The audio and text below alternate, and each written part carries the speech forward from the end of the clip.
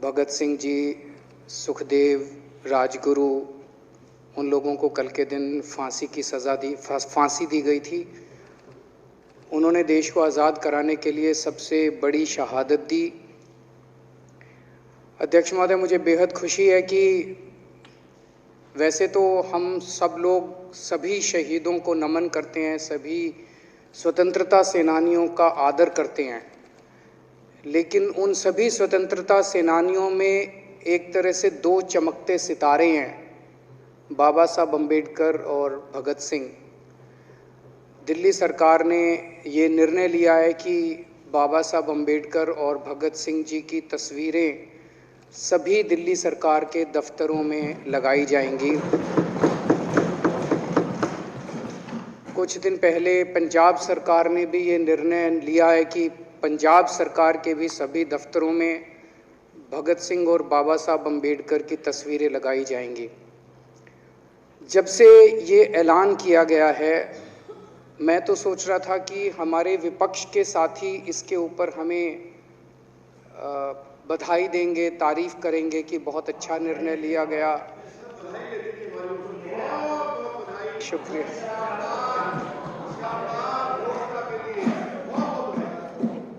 लेकिन जब से ये ऐलान किया है कि इतना, यहाँ तो कहने के लिए कह दिया, बाहर एक मिनट मेरे को पूरा, हमें इतना क्रिटिसाइज किया जा रहा है। बीजेपी वाले कह रहे हैं कि बाबा साहब अम्बेडकर और भगत सिंह की क्यों लगाई, सावरकर की क्यों नहीं लगाई, हेडगेवार की क्यों नहीं लगाई। तो मैं कह रहा हूँ भाई, सावरकर की और हेडगेवार की तुम लगा लो। अब देखो, जो बोल रहे थे उसमें तो किसी ने टिप्पणी नहीं की। मैंने कहा भाई सावरकर की बोल रहे हैं, सावरकर की और हेडगेवार की तुम लगा लो, हम बाबा साहब अम्बेडकर की और भगत सिंह की लगा लेते हैं। कांग्रेस वाले चिल्ला रहे हैं इंदिरा गांधी की क्यों नहीं लगाई, राजीव गांधी की क्यों नहीं लगाई, सोनिया गांधी की क्यों नहीं लगाई। तो हम कह रहे हैं भाई इंदिरा गांधी की तुम लगा लो, हम तो बाबा साहब अम्बेडकर की और भगत सिंह की लगाएंगे। अध्यक्ष महोदय, मेरे को पता नहीं था ये लोग बाबा साहब अम्बेडकर और भगत सिंह से ऐसी नफरत क्यों करते हैं सारे प्रतिपक्ष के लोग। मैं आपको बताता हूं क्यों करते हैं, और खासकर बीजेपी वाले बाबा साहब अम्बेडकर से इतनी नफरत क्यों करते हैं, मैं बताता हूं आपको। बाबा साहब अम्बेडकर ने संविधान बनाया, मैं बता देता हूं आपको, आप भी सेटिस्फाई हो जाओगे।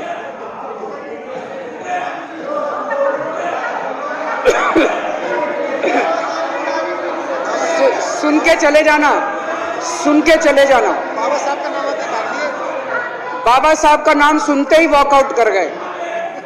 बाबा साहब का नाम भी नहीं सुनना चाहते। बाबा साहब अम्बेडकर का नाम सुनते ही सुन तो लो।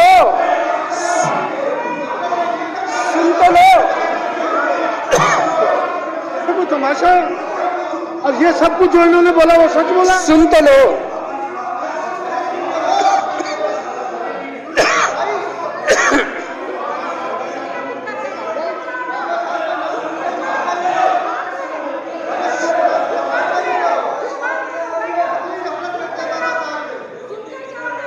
बाबा साहब अम्बेडकर ने, सदस्यों से प्रार्थना कर रहा हूं, अध्यक्ष महोदय, बाबा साहब अम्बेडकर ने, मुख्यमंत्री जी बोल रहे हैं, डिस्टर्ब ना करें प्लीज। नहीं, ये कोई तरीका। सत्य कौन बोल रहा था? सत्य क्या बिजुली जी ने बोला? सब आप बैठ जाइए। अब बाबा साहब अम्बेडकर ने देश का संविधान बनाया। संविधान में लिखा उन्होंने कि भारत के अंदर जनतंत्र होगा। इस जनतंत्र के अंदर चुनाव होंगे। चुनाव में जनता वोट डालेगी। वोट डाल के जनता अपनी सरकार चुनेगी। वो सरकार लोगों के सपनों को पूरा करने के लिए काम करेगी। बीजेपी को ये पसंद नहीं है। बीजेपी नहीं चाहती चुनाव हो। बीजेपी चाहती है कि चुनाव खत्म हो जाए। चुनाव होने ही नहीं चाहिए। चुनाव गंदी बात है इनके हिसाब से। चुनाव गलत बात है इनके हिसाब से। एमसीडी के अंदर 15 साल इन्होंने जम के लूटा। लूटने के सारे दुनिया के रिकॉर्ड तोड़ दिए। गिनीज बुक वालों की मीटिंग चल रही है कि हम भारतीय जनता पार्टी का नाम आने वाला है कि इस बुक के अंदर एमसीडी का और बीजेपी वालों का शानदार इन्होंने परफॉर्मेंस किया है। 15 साल के अंदर इन्होंने लूटने में कोई कसर नहीं छोड़ी। लूटने के बाद जब जनता में त्राही त्राही मच गई, लोग दुखी हो गए 15 साल के इनके शासन के बाद, और जनता ने मन बना लिया कि इस बार इनको मजा चखाएंगे और गुस्सा जाहिर करेंगे। चुनाव आयोग ने ऐलान कर दिया कि हम आज शाम को 5 बजे 9 तारीख को 9 मार्च को शाम को 5 बजे आज चुनाव की डेट्स की घोषणा की जाएगी। 4 तारीख को प्रधानमंत्री के दफ्तर से फोन जाता है, चिट्ठी जाती है चुनाव कमिश्नर को, चुनाव रद्द कर दो। पूरी दुनिया के अंदर आज तक ऐसा नहीं होगा कि प्रधानमंत्री सीधे सीधे चुनाव कमिश्नर को फोन करके और चिट्ठी लिख के कहते हैं कि चुनाव रद्द कर दो। इसलिए ये नफरत करते हैं बाबा साहब अम्बेडकर से। ये कहते हैं बाबा साहब अम्बेडकर नहीं होता तो जनतंत्र नहीं होता इस देश के अंदर। कल एक बीजेपी का बड़ा नेता मिला, बोला जी मैंने तो अपने बीजेपी के बड़े नेताओं को बोल दिया ये चुनाव का चक्कर छोड़ो, एमसीडी में भी एनडीएमसी जैसा कर दो। मैंने कहा इसका क्या मतलब? वो बोले जैसे एनडीएमसी में चुनाव ही नहीं होते, एनडीएमसी में केंद्र सरकार नॉमिनेट कर देती है, बोले जी एमसीडी में भी यही हो जाना चाहिए। अध्यक्ष महोदय, इनका बस चलना इस देश के अंदर सारे राज्यों में और देश में चुनाव कराना बंद कर दें। इसलिए ये नफरत करते हैं, इसलिए बाबा साहब अंबेडकर से नफरत करते हैं ये लोग। बाबा साहब अंबेडकर चुनाव की प्रक्रिया रख के गए थे, इनका बस चले तो ये चुनाव कराना बंद कर दे। कह रहे हैं हम तीनों एमसीडी को यूनिफाई करना चाहते हैं। अरे 7 साल थे तुम्हारे पास, सो रहे थे क्या 7 साल से? कहां थे तुम लोग 7 साल से? क्यों नहीं तुम लोगों ने क्यों नहीं तुम लोग यूनिफाई करने के लिए पैसे चाहिए? क्यों नहीं तुम लोगों ने यूनिफाई किया 7 साल से? चुनाव के 1 घंटे पहले तुम लोग चिट्ठी लिख रहे हो, अब सो के जागे हो कि अब यूनिफाई करोगे। तो यूनिफाई नहीं करना, चुनाव टालने हैं, क्योंकि हार रहे हैं। मेरी हाथ जोड़ के विनती है, हार जीत लगी रहती है, कभी ये पार्टी हारती है, कभी वो पार्टी हारती है, कभी आज बीजेपी हारती है, कभी आम आदमी पार्टी भी हारती है, कभी कांग्रेस हारती है। देश बड़ा है, देश की सोचो। आज आम आदमी पार्टी है, कल आम आदमी पार्टी हो सकता है ना हो। आज बीजेपी है, कल बीजेपी हो ना हो। आज केजरीवाल है, कल केजरीवाल नहीं होगा। आज मोदी जी हैं, कल मोदी जी नहीं होंगे। कोई बड़ा नहीं है, देश बड़ा है, मुल्क बड़ा है, कौम बड़ी है, समाज बड़ा है। देश को नहीं झुकने देना, देश को नहीं टूटने देना, देश को नहीं किसी भी हालत में देश पे आंच नहीं आनी चाहिए। ये लोग देश के साथ खिलवाड़ कर रहे हैं, ये लोग संविधान के साथ खिलवाड़ कह रहे हम यूनिफाई करना चाहते हैं। इन्होंने एक चिट्ठी लिख दी चुनाव आयोग को कि हम तीनों एमसीडी को यूनिफाई कर रहे हैं, इसलिए चुनाव टाल दो। चुनाव आयोग ने चुनाव टाल दिया। कल को दिसंबर में गुजरात के चुनाव हो रहे हैं। अब जनता कह रही है ये गुजरात हारेंगे। अब अगर ये गुजरात हारेंगे तो ये 10 दिन पहले चिट्ठी लिख देंगे चुनाव आयोग को कि भाई हम गुजरात को और महाराष्ट्र को एक कर रहे हैं, इसलिए गुजरात के चुनाव टाल दो। गुजरात के चुनाव टल जाएंगे। अगली बार ये लोकसभा हारेंगे, चिट्ठी लिख देंगे जी ये पार्लियामेंट्री फॉर्म ऑफ सिस्टम बड़ा खराब है, हम प्रेसिडेंशियल फॉर्म ऑफ सिस्टम ला रहे हैं, संविधान बदल रहे हैं, चुनाव टाल दो। चुनाव टल जाएंगे। ये क्या मजाक बना रखा है इन्होंने, नौटंकी कर रखी है इन्होंने। भारत जनतंत्र है, देश ये बर्दाश्त नहीं करने वाला जो इन्होंने नौटंकी कर रखी है। कहते हैं हम दुनिया की सबसे बड़ी पार्टी हैं, हम तो जी दुनिया की सबसे छोटी पार्टी हैं। फिर भी डर गए तुम लोग।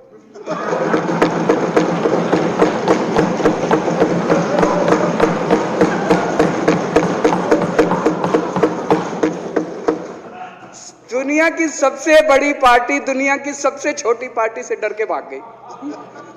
क्या कायर हो यार।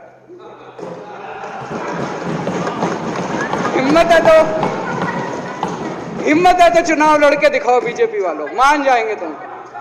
हिम्मत है तो चुनाव लड़के दिखाओ। कहते हो 56 इंच का सीना है, नहीं तो मान लो 56 इंच का सीना नहीं है, झूठ। नहीं तो मान लो कुर्ते के नीचे 56 इंच का सीना नहीं है, झूठ है ये। कल मैंने देखा, आपको भी बुरा लगा, मैं आपके कमरे में जब चाय पीने आया, आपने मेरे साथ अपना दुख शेयर किया कि जब एलजी साहब ने भाषण शुरू किया, ये सारे खड़े हो गए नारे लगाने। क्या कश्मीर फाइल्स टैक्स फ्री करो, और पीछे से 2 जने कह रहे थे दारू की दुकानें बंद करो।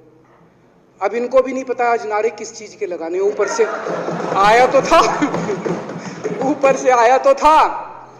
तो दो जने कह रहे थे दारू की दुकान बंद करो, आगे वाले कह रहे थे कश्मीर फाइल्स टैक्स फ्री करो, फिर दूसरे वाले ने कहा बे आज कश्मीर वाला नारा लगाना है। तो जैसे रैलियां होती हैं उसमें कुछ टीवी वाले माइक लगा देते हैं कि हाँ जी किस लिए आए हो, तो वो यूं यूं देखता है किस लिए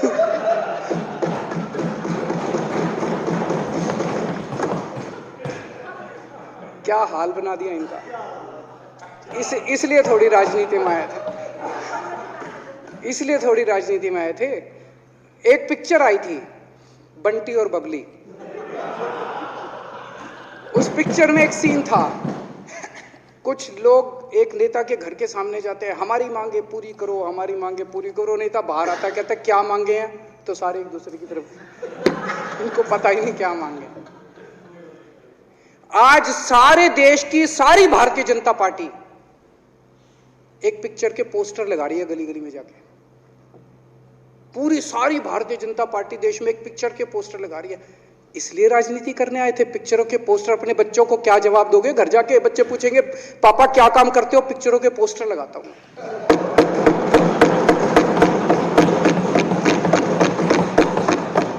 8 साल केंद्र सरकार चलाने के बाद अगर किसी देश के प्रधानमंत्री को विवेक अग्निहोत्री के चरणों में शरण लेनी पड़े तो इसका मतलब उस प्रधानमंत्री ने 8 साल में कोई काम नहीं किया, 8 साल खराब कर दिए। बताओ, विवेक अग्निहोत्री के चरणों में उनको शरण लेनी पड़ रही है, बचा लो बचा लो बचा लो। अगर किसी प्रधानमंत्री को कह रहे हैं कश्मीर फाइल्स टैक्स फ्री करो, अरे यूट्यूब पे डाल दो, फ्री हो जाएगी। टैक्स फ्री क्यों करा रहे हो? इतना ही तुमको शौक है, विवेक अग्निहोत्री को बोलो यूट्यूब पे डाल देगा, सारी पिक्चर फ्री है, सारे जने देख लेंगे एक ही दिन के अंदर। टैक्स फ्री की क्या जरूरत है? यूट्यूब पे क्यों नहीं डाल? कल एक मैंने अखबार में पढ़ा, हरियाणा के अंदर एक भारतीय जनता पार्टी का ही एक एमएलए था, उसने कहा आज मैं पार्क के अंदर इसकी फ्री स्क्रीनिंग करूंगा। तुरंत विवेक अग्निहोत्री का ट्वीट आया खट्टर साहब के, खट्टर साहब देखो ये फ्री में कर रहा है, इसको बोलो टिकट लेके करेगा। भाई साहब, कश्मीरी पंडितों के नाम पे कुछ लोग करोड़ों रुपए कमा रहे हैं और तुम लोगों को पोस्टर लगाने का काम दे दिया। आंखें खोलो, क्या कर रहे हो तुम लोग? वो करोड़ों कमा गया, कश्मीरी पंडितों के नाम पे करोड़ों कमा गया और तुम लोग पोस्टर लगाते रह गए। क्या हाल बना दिया तुम लोगों का यार, आंखें खोलो तुम लोग।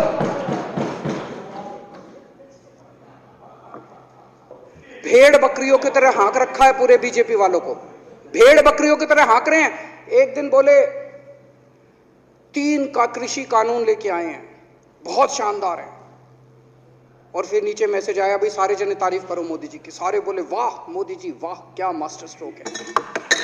और मेरे को याद है इसी सदन के अंदर इन लोगों ने उन 3 कानूनों की खूब तारीफ की थी, बोले क्या मास्टर स्ट्रोक है और क्या शानदार कानून लेके आए। 1 साल के बाद फिर आया भाई 3 कानून वापस ले लिए, बोलो फिर तारीफ करो मोदी जी की, भाई कानून बेकार थे मोदी जी। क्या इसी सदन के अंदर इन लोगों ने इतनी बेशर्मी, दिमाग पे ताला लगा रखा, इन्होंने कहा वाह मोदी जी वाह, क्या 3 कानून खराब थे आपने वापस ले लिया, देश को बचा लिया। क्या मास्टर स्ट्रोक, ये क्या हाल बना दिया आप लोगों का यार। फिर थोड़े दिन बाद बोले भाई दारू की दुकानों के खिलाफ करो, फिर सारे जने दारू की दुकान बंद करो, दारू की। अब दारू ठीक हो गई अब दिल्ली में, आजकल तो शोर नहीं करते तुम लोग। अब कश्मीर फाइल आ गई, पहले कृषि कानून, रोज काम दे रखा है तुमको, कुछ ना कुछ ऊपर से आ जाता है, काम दे रखा है। अब दारू की दुकानें। मेरा एक ही निवेदन है मेरे बीजेपी के साथियों से, आप तो अपने ही हो, आप तो सब अपने, मेरे छोटे भाई बड़े भाई विदुरी साहब तो बड़े भाई है मेरे, आप तो सारे अपने हो यार। थोड़ा सा देश के बारे में सोचो यार, थोड़ा देश के बारे में सोचो। हिटलर भी जो था वो कम से कम अपने चमचों को नौकरी देता था, रोजगार देता था। इतिहास उठा के पढ़ो, उसने रोजगार तो दिया था। इन्होंने क्या दिया आपको? आपके बच्चों को नौकरी दी? आपके घर में कोई खाने पीने का इंतजाम करा? आपकी बिजली का इंतजाम करा? केजरीवाल काम आता है आपके भी घर की बिजली फ्री कर रखी है। दिल्ली के 12 लाख बच्चों को नौकरी दी है मैंने, स्कूल ठीक कर दिए, अस्पताल ठीक कर दिए। आपके घर में कोई बीमार हो, केजरीवाल दवाई पहुंचाता है, मोदी दवाई नहीं पहुंचाता। केजरीवाल काम आया।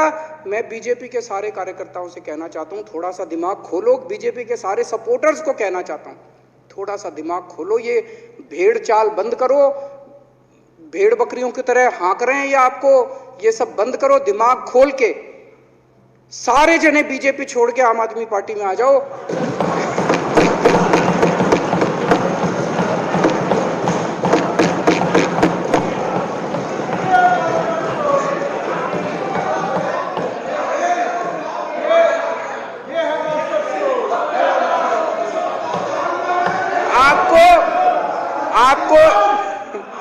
आपको इज्जत मिलेगी, सम्मान मिलेगा। आपसे कतई झूठे नारे नहीं लगवाएंगे। राष्ट्र निर्माण में आपको साथ लेंगे हम, राष्ट्र निर्माण करेंगे आपके साथ मिलकर। ये पोस्टर भी नहीं लगवाएंगे झूठी फिल्मों के। और जो भी करना हो, कम से कम यार ये पिक्चर का प्रमोशन करना तो बंद करो।